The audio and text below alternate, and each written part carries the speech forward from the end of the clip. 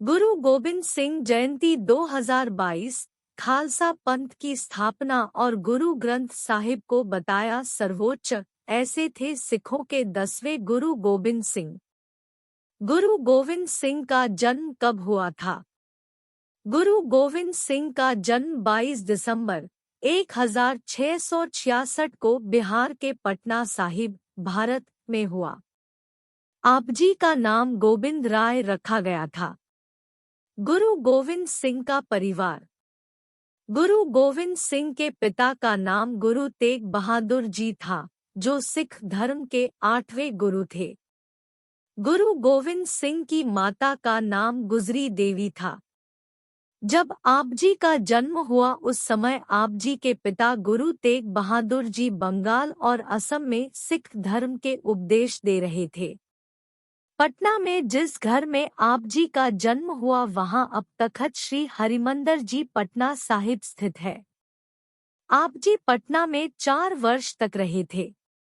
1670 में आपजी अपने परिवार के साथ पंजाब लौट आए थे।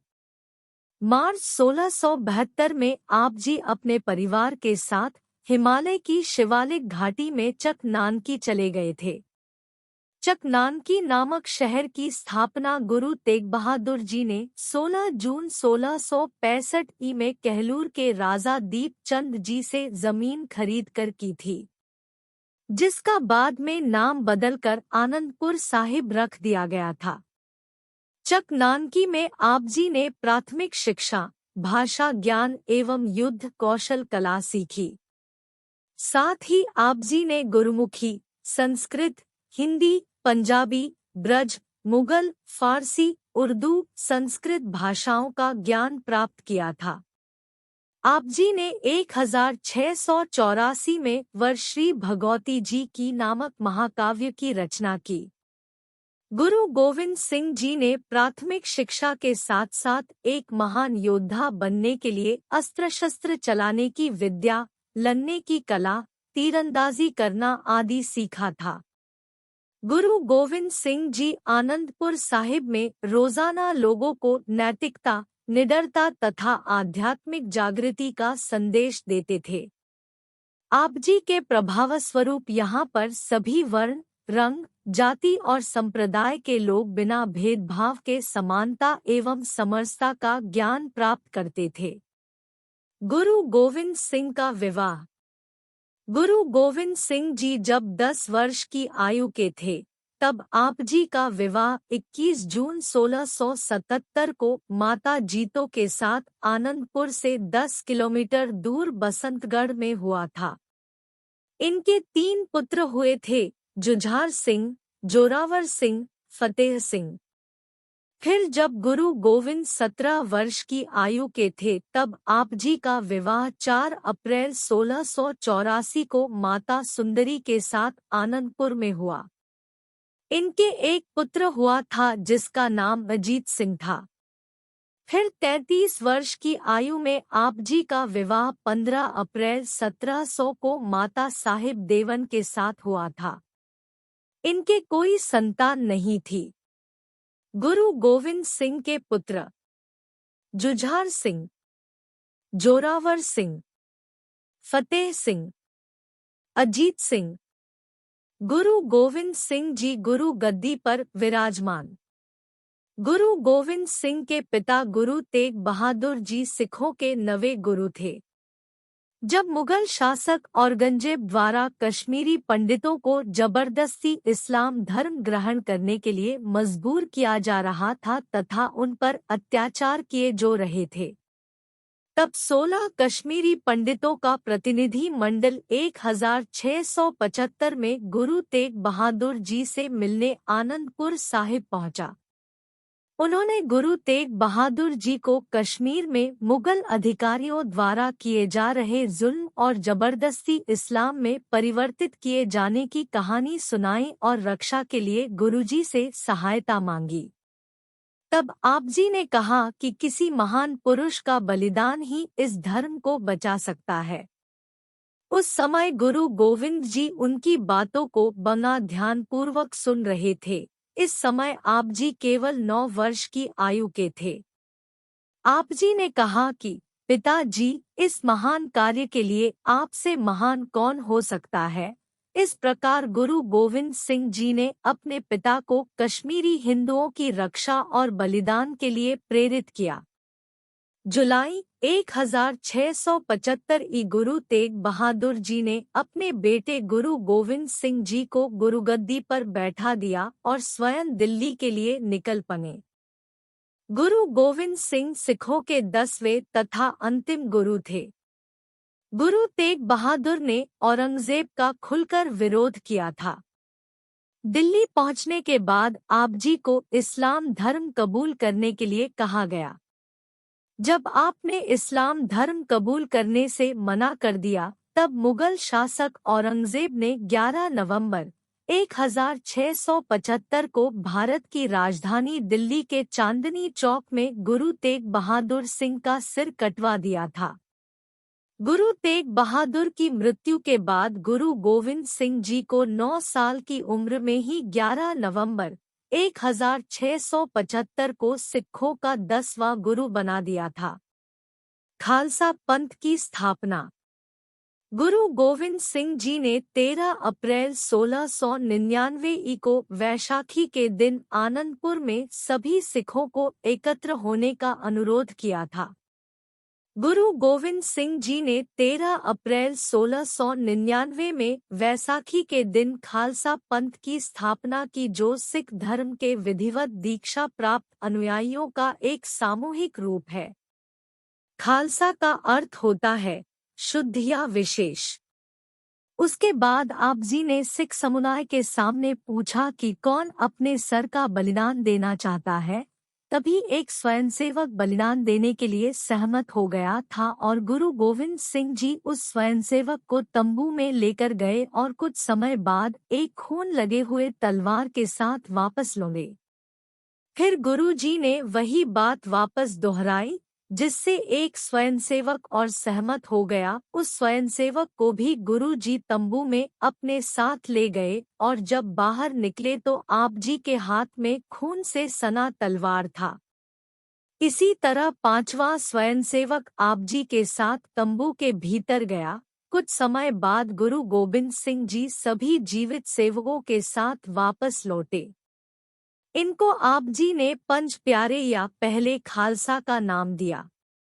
फिर गुरु गोविंद सिंह जी ने एक लोहे का कटोरा लिया और उसमें पानी और चीनी मिलाकर दुधारी तलवार से घोलकर अमृत का नाम दिया। तब 5 स्वयंसेवकों ने स्वेच्छा से खालसा को अपनाया लिया और गुरु गोविंद सिंह ने इन 5 स्वयंसेवकों को अमृत पिलाया और स्वयं भी अमृत पिया तथा अपना नाम गुरु गोविंद राय से गुरु गोविंद सिंह रख लिया और स्वयं एक बपतिस्मा प्राप्त सिख बन गए। उसके बाद गुरु गोविंद सिंह जी ने 5 अनुच्छेदों की स्थापना की, जिससे बपतिस्मा वाले खालसा सिखों की पहचान की गई। खालसा के 5 प्रतीक थे। केश, जिसे सभी गुरु और ऋषिमुनि धारण करते आए थे। कंघा, एक लकड़ी की कंघी। कारा, एक धातु का कंगन। कचेरा, कपास का कच्छा स्फूर्ति के लिए। कृपाण, एक कटी हुई घुमावदार तलवार। गुरु गोविंद सिंह जी ने अपने पुरुष अनुयायियों को अपने नाम के अंत में सिंह और महिला अनुयायियों को अपने नाम के अंत में कौर लगाने को कहा था। गुरु गोविंद सिंह जी ने खालसा योद्धा के लिए कुछ नियम तैयार किए थे। वे कभी भी तंबाकू नहीं उपयोग कर सकते, बलि दिया हुआ मांस नहीं खा सकते, किसी भी मुस्लिम के साथ किसी भी प्रकार का संबंध नहीं बना सकते, उन लोगों से कभी भी बात ना करे जो उनके उत्तराधिकारी के प्रतिद्वंद्वी है। गुरु गोविंद सिंह के 4 बेटों जुझार सिंह, जोरावर सिंह, फतेह सिंह, अजीत सिंह को साहिबजादे के रूप में जाना जाता है। आप जी के चारों बेटों ने क्रूर मुगल आक्रमणकारियों के सामने अपनी सिख पहचान को बनाए रखने के लिए अपने प्राणों का त्याग कर दिया था। आप जी के 2 बने बेटे अजीत सिंह और जुझार सिंह की मृत्यु चकमौर के युद्ध में मृत्यु हो गई थी। सरहिंद के सूबेदार वजीरा खां ने 27 दिसंबर 1704 को गुरु गोविंद सिंह के दो छोटे साहिबजादों जोरावर सिंह और फतेह सिंह को इस्लाम काबूल नहीं करने की वजह से पकड़कर सरहिंद में दीवार में जिंदा चुनवा दिया था। साथ ही उनकी माता गुजर कौर को किले के ऊंचे बुर्ज से धक्का देकर शहीद कर दिया। जब यह सब कुछ गुरुजी को पता चला तो आपजी ने औरंगजेब को एक जफरनामा लिखा, जिसमें आपजी ने औरंगजेब को चेतावनी दी कि तेरा साम्राज्य नष्ट करने के लिए खालसा पंथ तैयार हो गया है। उसके बाद 8 मई 1705 में मुक्तसर नामक स्थान पर मुगलों से गुरु गोविंद सिंह जी का भयानक युद्ध हुआ, जिसमें गुरुजी विजय हुए। अक्टूबर 1706 में गुरुजी दक्षिण में चले गए, तभी उन्हें औरंगजेब की मृत्यु का समाचार मिला था।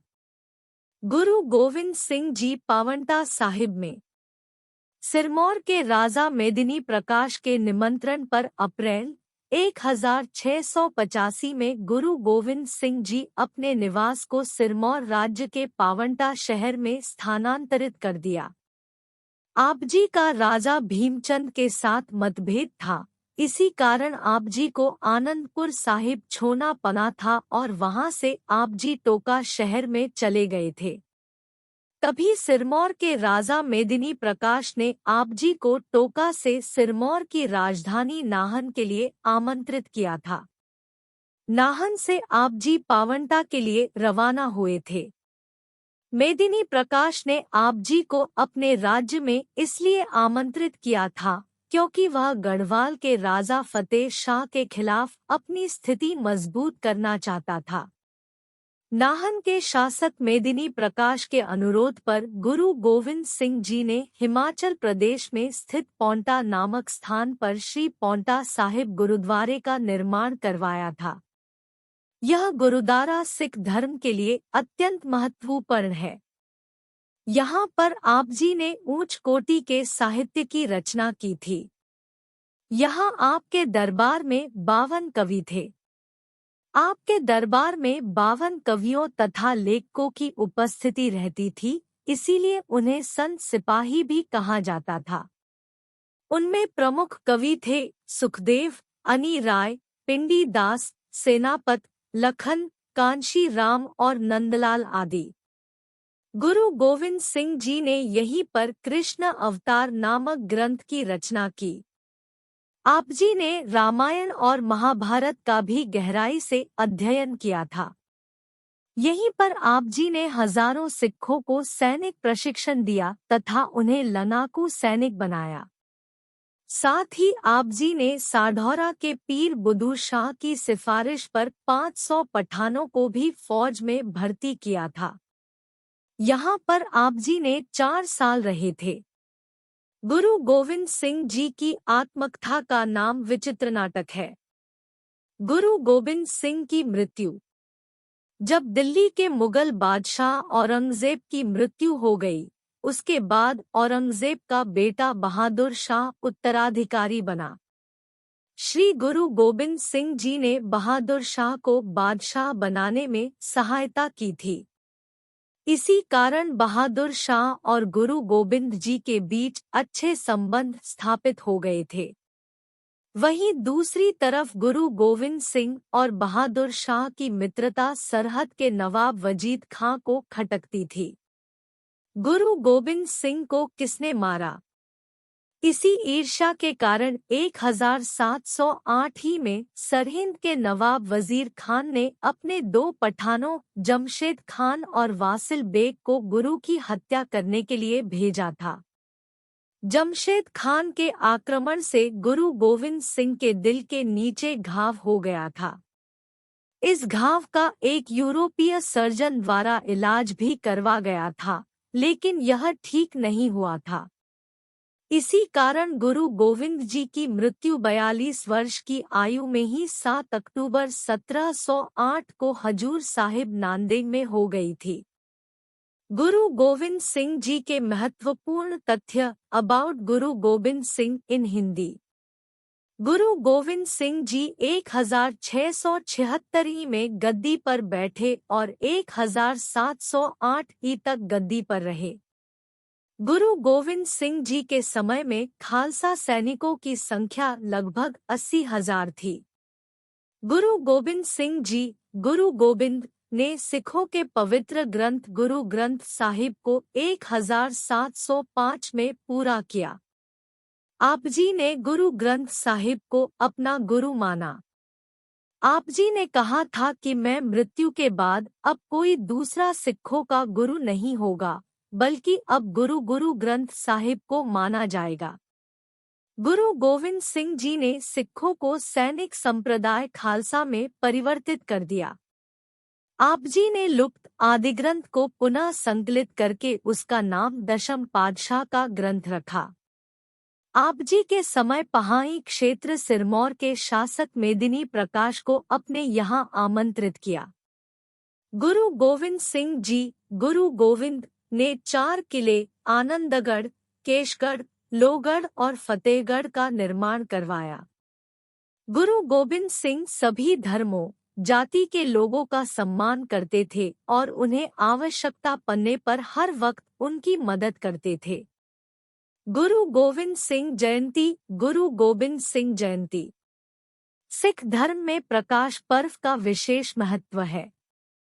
भारत में सिख धर्मावलंबी इस प्रकाश पर्व को उत्साह के साथ मानते हैं, क्योंकि सिखों के 10वें धर्मगुरु गुरु गोविंद सिंह जी जयंती को प्रकाश पर्व के रूप में मनाया जाता है। गुरु गोविंद सिंह जी एक महान स्वतंत्रता सेनानी थे तथा एक अच्छे कवि थे। इतिहास के पन्नों में गुरु गोविंद सिंह के त्याग और वीरता का आज भी गुणगान होता है। गुरु गोविंद सिंह जी की जयंती 29 दिसंबर 2022 को बड़े धूमधाम से मनाई जाएगी। गुरु गोविंद सिंह की जयंती के दिन सिख धर्म के लोग गुरुद्वारों को सजाते हैं और सिख समुदाय के लोग प्रभात फेरी निकालते हैं। अरदास, भजन, कीर्तन के साथ लोग गुरुद्वारे में मत्था टेकने जाते हैं तथा गुरुबानी का पाठ किया जाता है।